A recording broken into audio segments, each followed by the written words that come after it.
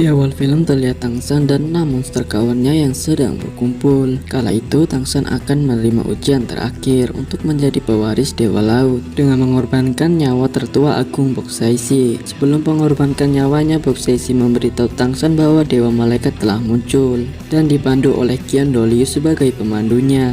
Yang itu artinya Qian Doliu telah mengorbankan nyawanya demi cucunya Qian Rengsui menjadi Dewa Malaikat. Kemudian Bok Saisi memulai misi pengorbanannya. Saat Bok Saisi melakukan misi pengorbanannya, terlihat banyak para penghuni lautan yang bersedih atas kepergian Bok Saisi.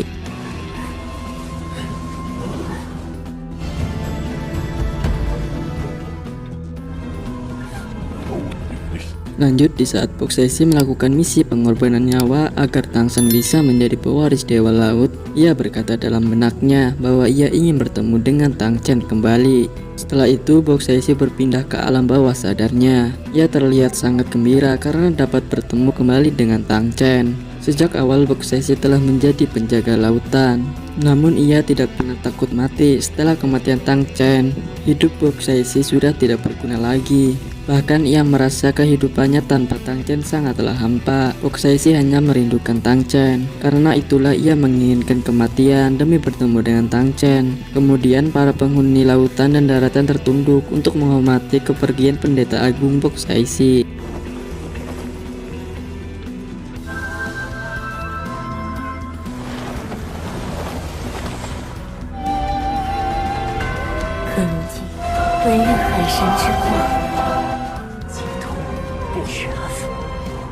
Sebelum pendeta agung Bok Saisi benar-benar pergi untuk selamanya, ia berpesan kepada Tang San untuk menggunakan kegigihan, keberanian, dan tekad untuk menerima ujian terakhir Dewa Laut. Pendeta agung Bok Saisi percaya bahwa Tang San dapat menjadi Dewa Laut yang sesungguhnya. Kemudian Tang San pergi menuju ke sebuah portal singgasana Dewa Laut untuk menghadapi ujian terakhir sebagai pewaris Dewa Laut. Setelah Tang San memasuki sebuah portal, sampailah Tang San di sebuah lautan yang dipenuhi berbagai jenis ikan-ikan di lautan. Di lautan tersebut terlihat istana Dewa Laut yang sebenarnya. Kemudian Tang San berjalan masuk ke dalam istana yang ditemuinya. Singkat cerita, Tang San berhasil masuk ke dalam istana Dewa Laut dan bertemu dengan Dewa Laut.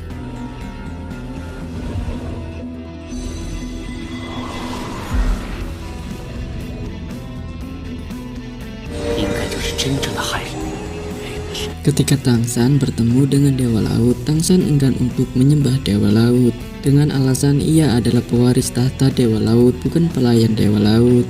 Mendengar perkataan Tang San, kemudian Dewa Laut berkata, "Kau pasti marah karena Bok Saisi mengorbankan nyawanya demi dirimu." Kemudian Dewa Laut menjelaskan kepada Tang San bahwa Bok Saisi dan kakek buyutnya Tang Chen jiwanya sudah terikat ke ranah dewa. Mereka mendapatkan kekuatan abadi dan mereka akan melanjutkan hidup mereka di dunia lain. Setelah itu Dewa Laut memperingati Tang San agar tidak menggunakan palu Hotian saat ujian terakhir, dikarenakan di dalamnya ada kekuatan Dewa Asura. Kemudian Tang San dimasukkan ke dalam sebuah rubik raksasa yang telah dibuat oleh Dewa Laut. Singkat cerita, Tang San mulai menjalani ujian terakhirnya untuk menjadi pewaris Dewa Laut.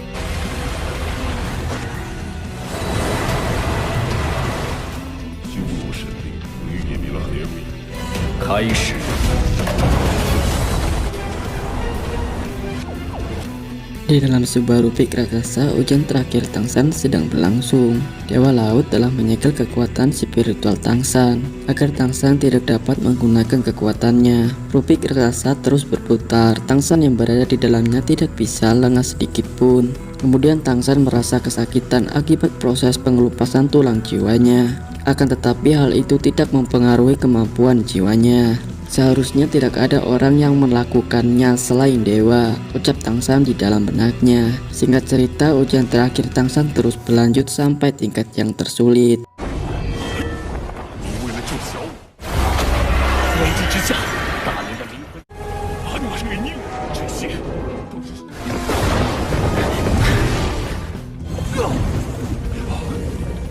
Di sebuah laut yang dalam, Tang San terlihat tidak berdaya sembari memikirkan cara agar bisa melewati ujian terakhirnya. Kemudian Tang San teringat peristiwa ketika ia membangkitkan Xiao Wu. Saat membangkitkan Xiao Wu, Tang San menggunakan tulang roh Derming dan Erming untuk membangkitkan Xiao Wu. Ketika Tangsan teringat peristiwa itu, perlahan rantai yang mengikat tangannya mulai terbuka. Kemudian setelah itu muncullah ular berkepala banteng. Sebagai wujud ranah pertama menjadi pewaris Dewa Laut. Pada tahap ini, petir menyerang jiwa Darming untuk membuat Tangsan marah. Jika Tangsan tidak meredakan emosinya, maka Tangsan tidak dapat berevolusi menjadi penerus Dewa Laut.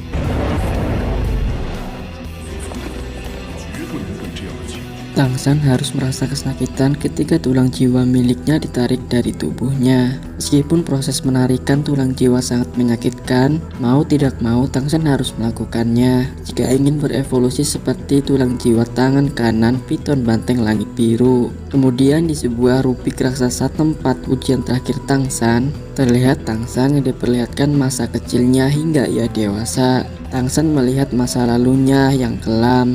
Kala itu Tangsan sangat diremehkan oleh orang-orang yang berada di sekelilingnya. Bahkan Tangsan pernah diculik dan dihina oleh sekelompok orang, sampai dirinya mati. Setelah terlahir kembali ke dunia, Tangsan sangat berbeda, karena tubuhnya dipenuhi dengan potensi kekuatan yang akan menjadi sangat kuat jika diasah terus-menerus.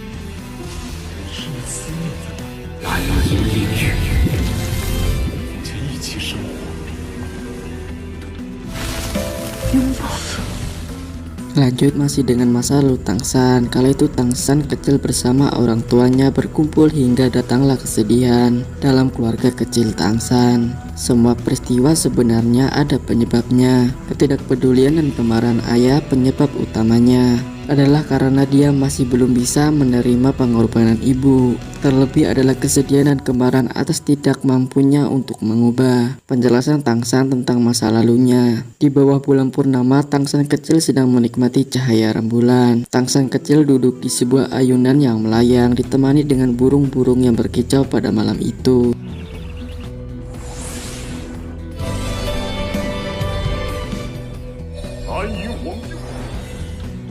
部分关卡是考验我对其序相关理论和内核。 Di saat proses pewarisan Dewa Laut, tiba-tiba saja terdengar suara Raja Paus Iblis Lautan Dalam. Sebelumnya Tangsan telah mengalahkan Raja Paus Iblis Lautan Dalam. Namun karena kekuatan jiwa yang terkumpul selama jutaan tahun, membuat Raja Paus Iblis Lautan Dalam dapat hidup kembali. Meski dimasukkan ke dalam tulang jiwa, namun jiwa Raja Paus Iblis tidak akan bisa musnah. Tujuan Raja Paus Iblis muncul kembali adalah untuk menggantikan posisi Tangsan sebagai pewaris Dewa Laut. Kemudian Tangsan sedikit mengeluarkan kemampuannya untuk menghadapi Raja Paus Iblis. Beberapa saat kemudian Raja Paus Iblis berhasil dimusnahkan oleh Tangsan berkat bantuan dari Dewa Laut. 第二次，我尽之灭。你别忘记，小手两岸的效果类似。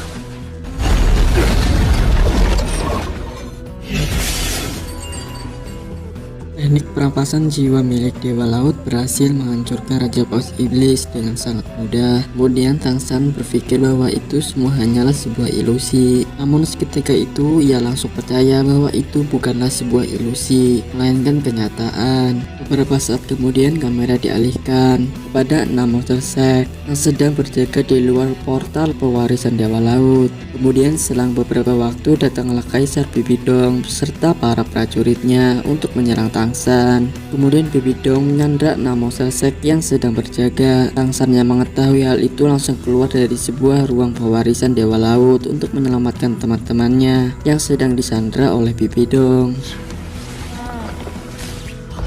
不错，其实都懂我。几乎最好是这一次能还有能力自行搜罗你步伐，真可谓是一王。 Setelah Tangsan keluar dari ruang pewarisan Dewa Laut, lalu ia langsung bertanya kepada Bibidong. Dengan sedikit nada yang keras Tangsan berkata, "Apa yang kau inginkan?" Kemudian Bibidong menjawab, "Aku tahu kita sudah mempunyai dendam sejak lama, namun tidak kusangka berkat warisan Dewa Laut, aku baru bisa menaklukkan Pulau Dewa Laut. Sejujurnya aku ingin berterima kasih kepadamu." Bibidong akan melepaskan 6 monster strike asalkan Tangsan mau menjadi pelayan Kaisar Bibidong. Bahkan Bahkan Bibidong memberikan pilihan kepada Tangshan, mau menjadi pelayannya atau semua rekannya mati termasuk Tangshan. Kemudian Tangshan dengan penuh keberaniannya memilih bertarung dengan Bibidong sampai tetes darah penghabisan. 此次死里逃生的难道你还不害怕？是真正的比比东，真正的比比东。谁愿意回归？ Beberapa saat kemudian, saat Tangshan bertarung dengan Bibidong, ternyata itu hanyalah sebuah ilusi yang dibuat oleh Dewa Laut. Peristiwa ini membuat Tangshan lolos tahap keempat ujian ke-9 dari Dewa Laut. Di sisi lain, Tangshan sangat lega karena itu semua hanya ujian dari Dewa Laut. Pada tahap ini, Tangshan sedang diuji rasa takut yang dimiliki oleh Tangshan. Di luar ruang ujian warisan terlihat 6 sek yang sangat mengkhawatirkan Tangshan akan kelulusan Tangshan dalam ujian pewaris Dewa Laut yang ke-9. Waktu terus berjalan, terlihat Tangshan berjalan menuju cahaya, di mana di dalam cahaya tersebut terlihat ada banyak orang yang sedang menikmati alunan musik klub malam. 最容易隆起，可别失败了。看来林雨真，你能一直都没有。 Tangshan yang mengenakan topeng mencium aroma wine yang ada di klub malam tersebut. Kemudian Tangshan berjalan mendekati Xiaowu. Keduanya melepaskan topeng yang mereka pakai. Setelah itu Tangshan mengajak Xiaowu untuk berdansa. Tangshan dan Xiaowu berdansa dikelilingi banyak orang di klub malam tersebut. Di saat keduanya berdansa, Xiaowu mengatakan kepada Tangshan bahwa dirinya sangat takut tersesat di pesta dansa yang penuh dengan gadis cantik. Kemudian Xiaowu mengajak Tangshan keluar untuk melihat sebuah taman yang sangat cantik. Keduanya pun sampai di sebuah taman yang sangat indah dan dihiasi dengan berbagai bunga dan cahaya sang rembulan. 这还是虚幻，哥，我喜小舞，你真美。不， Di bawah indahnya cahaya sang rembulan, keduanya berpelukan dengan sangat erat dan berciuman layaknya sepasang kekasih yang saling mencintai. Kemudian di saat berciuman, Tangshan mengatakan kepada Xiaowu bahwa dirinya sangat mencintai Xiaowu. Setelah peristiwa itu, Tangshan lulus dalam ujian tahap kelima dari Dewa Laut. Tengkorak bijaksana perkumpulan pikiran berevolusi ke tingkat dewa. Kemudian Tangshan dibawa ke dalam domain Dewa Asura untuk diuji oleh Dewa Laut. Awalnya Tangshan berpikir mengapa Dewa Asura bisa mengganggu proses pewarisan tahta Dewa Laut. Kemudian Dewa Asura menjelaskan kepada Tangshan bahwa proses pewarisan Dewa Asura tidak serumit proses pewarisan Dewa Laut. Dewa Asura mengatakan bahwa jika ingin menjadi pewaris Dewa Asura, cukup mengambil pedang Dewa Asura. Setelah itu si pemilik pedang resmi mendapatkan seluruh tahta Dewa Asura. 都让我海市行上。到海神传承的，我已完成了海神法。其2级是1级，就可以获得比海神神。其一考的人100，我的天啊！ Lanjut, setelah Tangshan ditawarkan untuk menjadi pewaris Dewa Asura, ia mengatakan bahwa Dewa Laut adalah guru Tangshan dan juga pernah menyelamatkannya dari kematian Tangshan. Mana boleh aku mengecewakan Dewa Laut demi ketenaran dan kedudukan. Ikatanku dengan Dewa Laut dimulai dari piramida lautan dunia, ucap Tangshan kepada Dewa Asura. Kemudian Tangshan menolak keras tawaran Dewa Asura, lalu ia dilempar keluar dari domain Dewa Asura. Berkat kejadian ini Tangshan berhasil lolos ujian tahap ke-6, ujian ke-9 dari Dewa Laut. Dalam tahap ini Tangshan berhasil membuka tulang jiwa tangan ke-6. Titan Grade AP berevolusi ke tingkat dewa. 结果你已看到，一刻就死。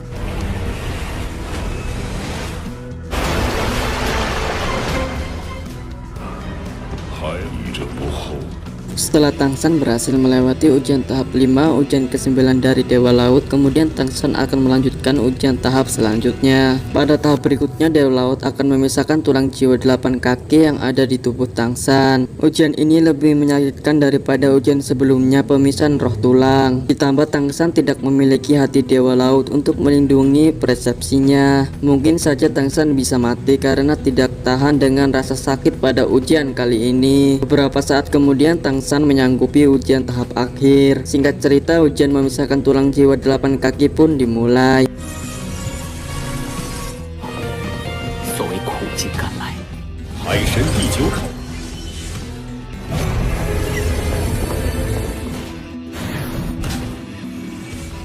Setelah Tangsan melewati ujian tahap akhir dari Dewa Laut, kemudian seluruh tulang roh Tangsan berevolusi menjadi tingkat dewa. Tulang jiwa 8 kaki berevolusi menjadi sayap Dewa Laut, dan seluruh kekuatan Tangsan berevolusi menjadi tingkat dewa. Setelah resmi menjadi Dewa Laut, Tangsan kemudian keluar dari ruang pewarisan Dewa Laut. Dengan penampilan baru, Tangsan terlihat sangat tampan dan memiliki aura yang positif. Atas keberhasilan Tangsan menjadi pewaris Dewa Laut, semua energi pelatihan menjadi cincin jiwa yang meningkat menjadi 50.000 tahun. Bahkan Palu Hotian milik Tangsan berevolusi menjadi tingkat dewa.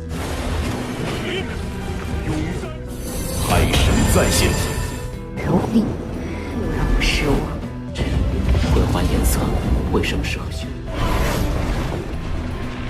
Beberapa waktu kemudian setelah Tangsan menjadi Dewa Laut, ia lalu pergi menemui 6 rekannya yang berjaga tepat di portal ruang pewarisan Dewa Laut. Aura keberhasilan terpancarkan dan Tangsan pun sampai di tempat tujuannya. Ketika baru sampai, Xiao langsung memeluk Tangsan dengan erat. Tidak hanya itu, 6 rekan Tangsan pun terlihat sangat bahagia atas pencapaian Tangsan menjadi pewaris Dewa Laut. Cahaya dari atas muncul, ternyata itu adalah cahaya dari Dewa Laut yang akan memberikan hadiah kepada Xiao dan 6 rekannya. Tulang kelinci lunak milik Xiao meningkat 10 kali lipat. Tidak hanya itu saja, 5 rekan lainnya pun mendapatkan 3 cincin anugerah dari Dewa Laut karena telah membantu pewarisan Dewa Laut.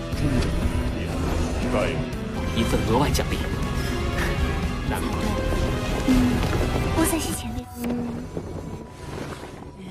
Kamera dialihkan kepada Oscar dan Tangsan. Kala itu Oscar menceritakan kepada Tangsan bahwa dirinya mendapatkan hadiah setelah menyerap cincin jiwa anugerah dewa. Saat Oscar menyerap cincin anugerah dewa, ia mendengar suara, "Oscar, karena kau mencapai titel Dauluo tipe makanan sebelum usia 40 tahun, aku Dewa Makanan mengumumkan kau memenuhi syarat untuk mewarisi posisi Dewa Makanan. Kau harus meningkatkan kekuatan jiwamu hingga level 99. Maka kau bisa mengaktifkan pewarisan Dewa Makanan," cerita Oscar kepada Tangsan. Tidak lama kemudian keluar cahaya dari istana. Ternyata itu adalah Rongrong yang telah usai menyerap cincin jiwa. Kemudian Tangsan menghampiri Rongrong.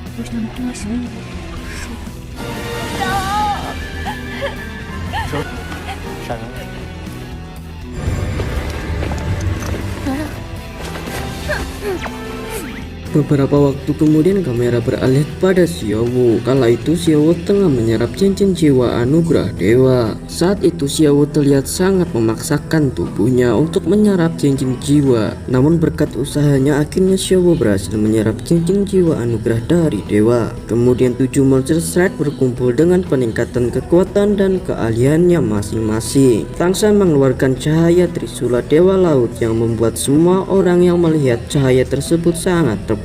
Singkat cerita, kamera beralih kepada Bibidong. Kala itu Bibidong tengah menghadapi ujian ke-9 tahap akhir dari pewarisan Dewa Raksasa. 宁柔柔，百级，海神，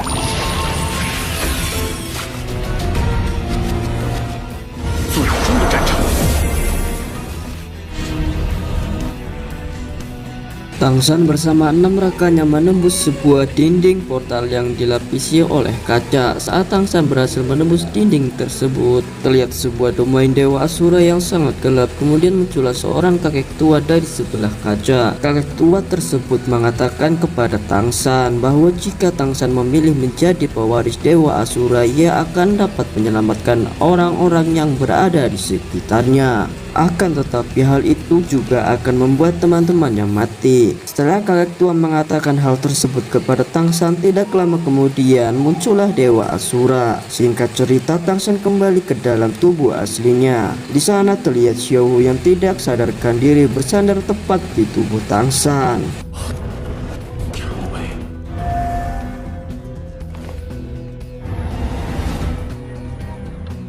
刚刚梦中那幕是什么？ Beberapa saat kemudian kamera dialihkan kepada 7 monster Shrek. Setelah itu Tang San terlihat sedang mengontrol kekuatan pedang iblis Dewa Asura. Kemudian datanglah Xiao Wu dan bertanya kepada Tang San, apakah pedang iblis Asura menyuruhmu lagi untuk menerima warisan Dewa Asura? Mendengar perkataan Xiao Wu, kemudian Tang San menjawab, ya, namun aku masih tetap menolaknya. Kemudian Xiao Wu menawarkan bantuan kepada Tang San agar Xiao saja yang menerima pewarisan Dewa Asura. Pada awalnya Tang San khawatir kepada Xiao Wu mengingat proses pewarisan Dewa Asura lebih menyakitkan dibanding proses pewarisan Dewa Laut. Kemudian Xiao Wu mencoba menyatukan pedang iblis Asura ke dalam tubuhnya.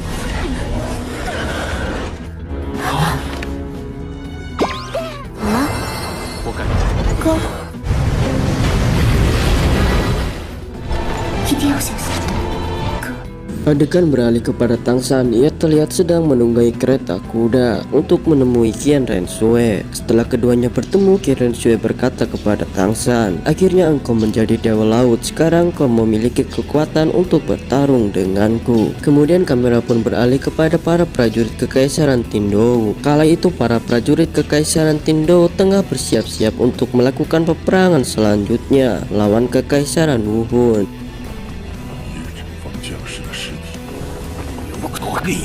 Di sebuah singgasana Kaisar Bibidong terlihat banyak para petinggi Kekaisaran Wuhun yang sedang berkumpul. Kala itu Bibidong yang akan segera menjadi dewa meminta bantuan kepada para pengawal Qian Renshui untuk menaklukkan Kekaisaran Tindou. Kaisar Bibidong berjanji kepada para pengawal Qian Renshui bahwa ia akan menyerahkan hak penguasa kepada Qian Renshui setelah dirinya menjadi dewa. Kemudian kamera beralih kepada Tang San yang tengah melakukan pertarungannya dengan Qian Renshui.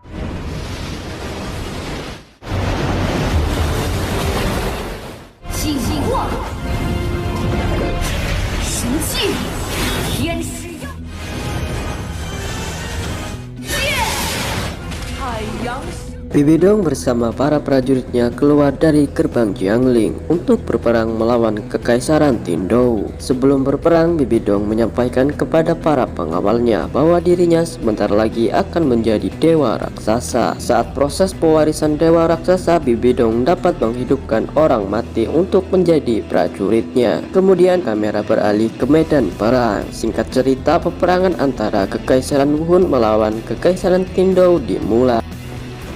腥风血雨，武魂地，你们的灵魂生生不息。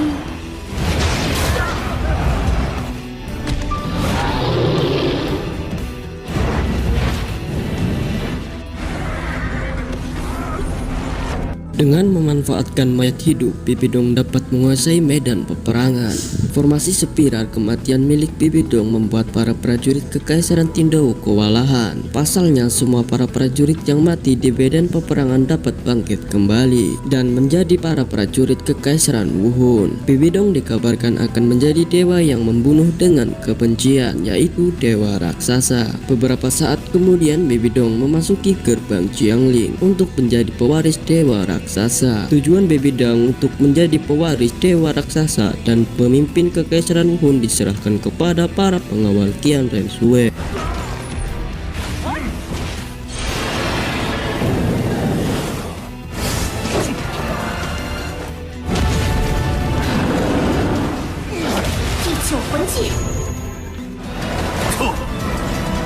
Ketua Sekte Hotian, Tang Hao, memimpin para prajurit untuk menerobos garis depan pertahanan Kekaisaran Wuhun. Kala itu Tang Hao berserta para prajurit Kekaisaran Wuhun mencoba mengejar para pengawal Bibidong yang melarikan diri. Namun saat melakukan pengejaran, Tang Hao dikejutkan dengan kemunculan para prajurit yang telah mati hidup kembali. Peristiwa tersebut membuat para prajurit Kekaisaran Wuhun terkepung. Akibatnya Kekaisaran Tindou kalah jumlah, sehingga membuat Kekaisaran Wuhun unggul dalam peperangan kali ini untuk sementara waktu. 场上的尸体除了能加速比比东，徐斗。